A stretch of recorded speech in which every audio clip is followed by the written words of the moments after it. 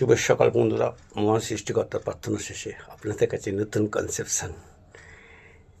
ভিত নড়বড় হলে বাড়ি মজবুত হয় না।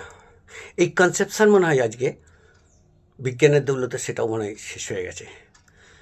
যেমন ধরুন পুরনো বাড়িগুলোকে আর নতুন করে পুরোটা না ভেঙে চারটে কোণে কলম তুলে ছাদ করে তার উপরে সুন্দর বাড়ি হচ্ছে। বর্তমানে আমি দেখছি শিক্ষাক্ষেত্রে বলুন, যেখানেই বলুন, চাকরি ক্ষেত্রে অনেকের ভিত নড়বড়ে থাকা সত্ত্বেও ঘুষ দিয়ে বা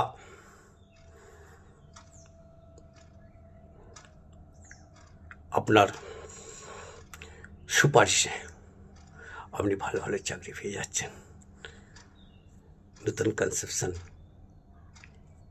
তাহলে কি আমরা ছেলে মেয়েদের ভিতটা নড়বড়ে করে ওই রাজনীতির সুযোগ নিয়ে বা সুপারিশ নিয়ে বা ঘুষ দিয়ে চাকরি করব? কখনই না। চিরদিন বাড়িটা কিন্তু পুরাতন থাকবে। আর আপনি যখন ঘুষ নিয়ে বা সুপারিশ নিয়ে বা কোনো সত্য সমুক্ত মানুষের হাত ধরে চাকরি পাবেন, চিরদিন কিন্তু আপনি মনে রাখবেন যে আপনি অসৎভাবে চাকরি করছেন। তাই আপনার সন্তানদের ভিত শক্ত করুন, অনেক বেশি শক্ত করুন।